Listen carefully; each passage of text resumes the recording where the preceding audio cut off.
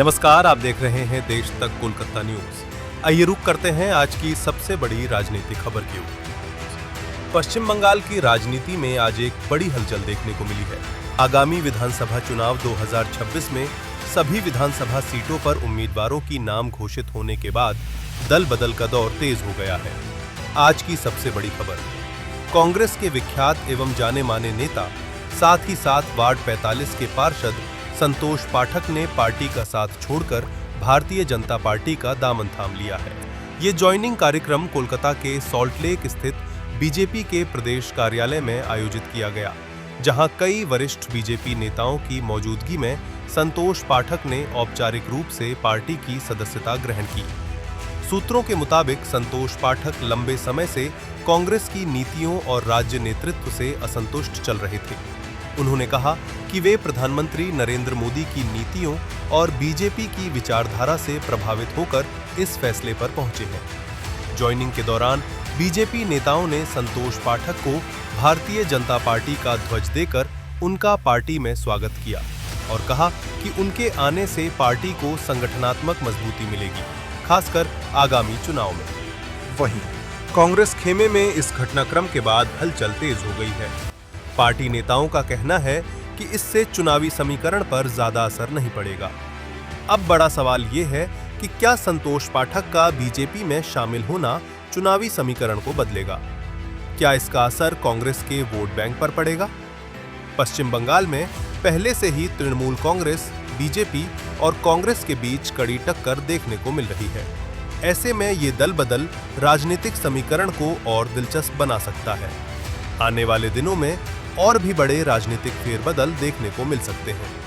फिलहाल के लिए इतना ही। देखते रहिए देश तक कोलकाता न्यूज। धन्यवाद। उमेश चंद्र कॉलेज এর একজন সিয়ার থেকে যিনি তার রাজনৈতিক জীবন শুরু করেছিলেন, কলকাতা কর্পোরেশনের 4 বারের কাউন্সিলর, 22 বছর ধরে কাউন্সিলর রয়েছেন এবং 4 দশক ধরে ধারাবাহিকভাবে যিনি তথাকথিত কোনো আয়ারাম গয়ারামের রাজনীতি করেননি, দল পরিবর্তন করেননি, কিন্তু আজ পশ্চিমবঙ্গের এই চরম যুগ সন্ধিক্ষণে যেখানে গোটা সমাজ একটা খোলা বাজার আর পুরো পশ্চিমবঙ্গ কার্যত তৃণমূল নামক একটা ভাইরাস দ্বারা আক্রান্ত হয়েছে, আজকে তার থেকে মুক্ত করতে অনেক কষ্ট নিয়ে তিনি আজ এই পরিবর্তনের স্বার্থে 2026-এ তৃণমূল কংগ্রেসের বিসর্জনের স্বার্থে আজকে তিনি আমাদের দলে শামিল হচ্ছেন। সন্তোষ পাঠককে প্রত্যেকেই চেনেন।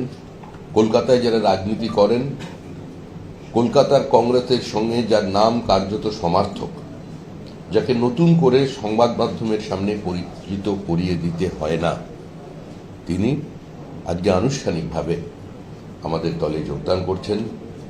ত্রিপুরার প্রাক্তন মুখ্যমন্ত্রী, সাংসদ শ্রী বিপ্লব দেব এবং আমাদের আপনাদের কাছে অত্যন্ত পরিচিত, তাকেও পরিচিত করিয়ে দেবার কোনো প্রয়োজন নেই সংবাদ মাধ্যমে, শ্রী অমিত মালভিয়া, আমাদের সাধারণ সম্পাদক শ্রীমতী লকেট চ্যাটার্জি, তার উপস্থিতিতে তার হাতে দলীয় পতাকা তুলে দেব।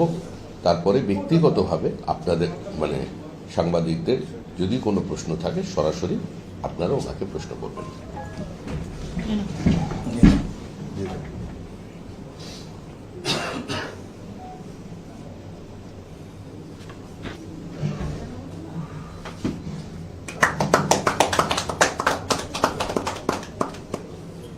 बीजेपी जिंदाबाद जिंदाबाद जिंदाबाद, बीजेपी जिंदाबाद जिंदाबाद जिंदाबाद, नरेंद्र मोदी जिंदाबाद जिंदाबाद जिंदाबाद, नरेंद्र मोदी जिंदाबाद जिंदाबाद जिंदाबाद, नवीन जी जिंदाबाद जिंदाबाद जिंदाबाद, सोहेल भट्टाचार्य जिंदाबाद जिंदाबाद जिंदाबाद।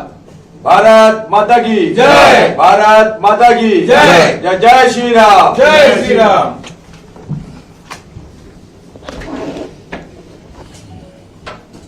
Any question?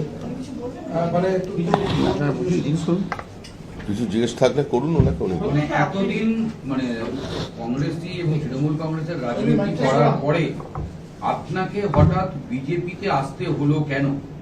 যেটা শ্রমিকদা প্রথমে বললেন, উনি আয়ারাম গয়ারামের রাজনীতি করতেন না, তাহলে তো আপনার কাঁধে তো এই স্ট্যাম্পটা পড়ে গেল আজকে। এটা যে পিসি ভাইপোর যে সরকার এখানে চলছে আপনারা জানেন, গত নির্বাচনে আপনারা জানেন 21শে নির্বাচনে আমি যেখানে ইলেকশন লড়ি 45 ওয়ার্ড, সেখানে 5 জন আইপিএস অফিসার আর খুব কম হলে 10,000 লোক।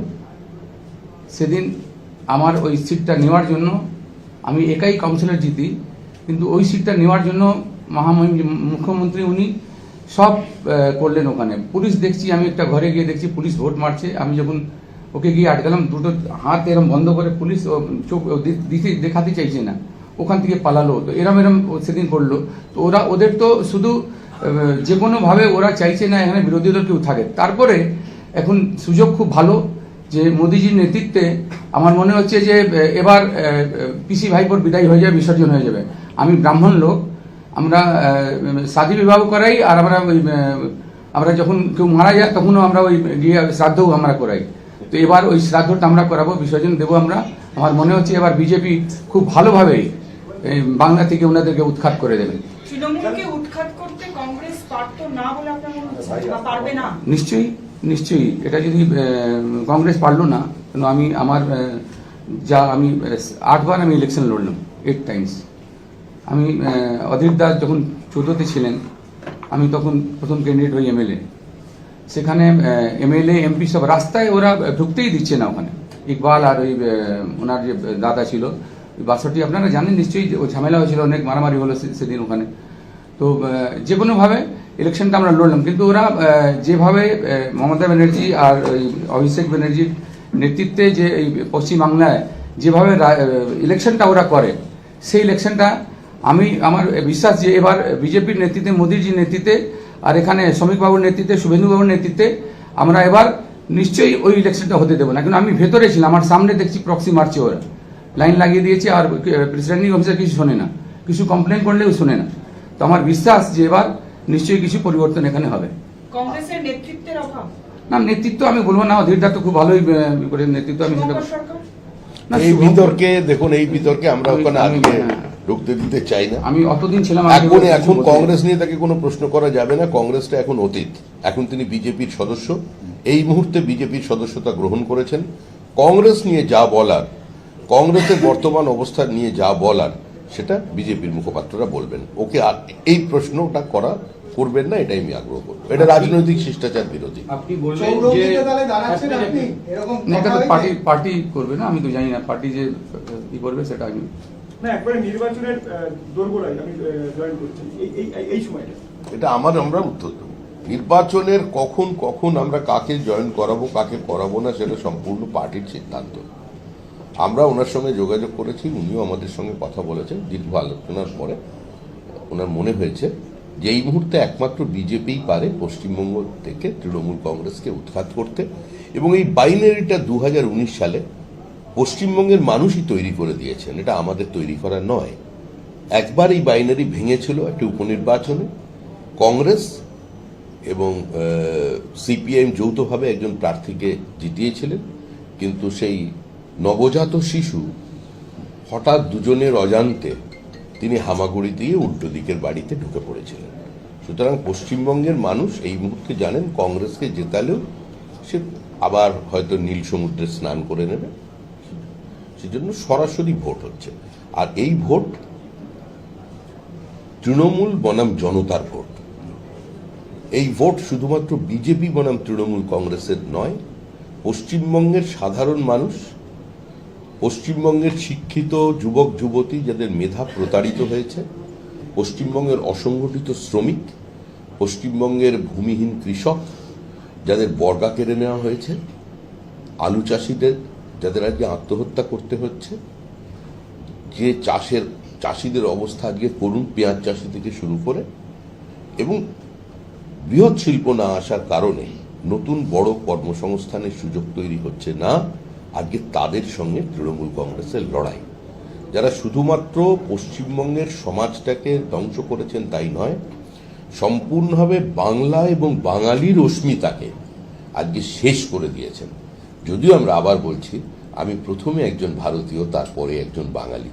পশ্চিমবঙ্গের যারা বসবাস করেন, পশ্চিমবঙ্গের আর্থসামাজিক বৃদ্ধিতে, পশ্চিমবঙ্গের কর্মসংস্থান সৃষ্টিতে যারা সহযোগিতা করছেন, যারা মজদুর হিসেবে কাজ করছেন এবং যারা এখানে বিনিয়োগ করে শিল্প স্থাপন করছেন, আমাদের দৃষ্টিভঙ্গিতে সবাই বাঙালি। এটাই বাংলার সংস্কৃতি, এটাই বাংলার স্বাভিমান। আজকে সেই অস্মিতাটাকে সারা ভারতবর্ষের মানুষের সামনে তৃণমূল কংগ্রেস শেষ করে দিয়েছে। আজকে শুধু পশ্চিমবঙ্গ নয়, পশ্চিমবঙ্গের বাইরে যেখানে যত বাঙালি আছে, এন্টায়ার বেঙ্গলি ডায়াসপোরা, সারা পৃথিবী জুড়ে যত বাংলার মানুষ আছেন, সে বাংলা ভাষায় কথা বলুন আর হিন্দিতে কথা বলুন, যার শিকড়টা বাংলার মাটিতে আছে, তারা আজকে সবাই চাইছেন এই মুহূর্তে এই সরকারটা চলে যাক। আজকে এই পর্যন্তই, আজকে বেশি প্রশ্ন ধন্যবাদ।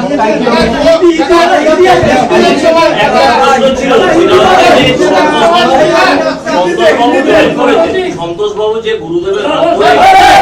গুরুদেবের হাত ধরে কংগ্রেসটা করেছেন, সেই গুরুদেব কি লাইনে আছেন? আমি তিনি যার নাম বললেন বারবার, তিনি যে যার নাম বললেন বারবার, Adhir Ranjan Chowdhury. Adhir Ranjan Chowdhury is a right player playing in a wrong court. Santosh da, কংগ্রেসকে জানিয়েছেন আপনার দল ছাড়ার সিদ্ধান্ত?